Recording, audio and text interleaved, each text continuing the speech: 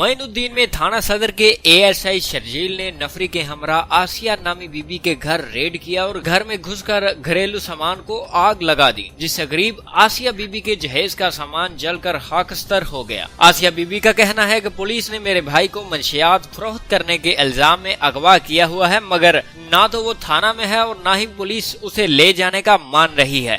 12 बजे पुलिस आई थी हमारे घर में, ठीक है। हमारे घर में आकर बूहे खड़काने लगे। हमें कोई पता नहीं, हम कोई नशा नहीं करते। 4 भाई नशा पीते हैं, जरूर बेचते नहीं है, ठीक है। और धमकी और मुझे भी देकर गया, हमको 9C का केस लगाऊंगा, ठीक है, थानेदार ने लगाई है। कौन आया था?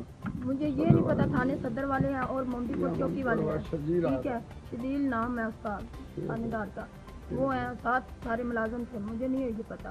उन्होंने आकर मेरे घर वालों को जला दिया, मेरा घर सारा जलाया। 2 लाख का सामान था, मैंने जहेज भी अपनी छोटी सिस्टर के लिए बनाया था, वो भी साथ जला दिया।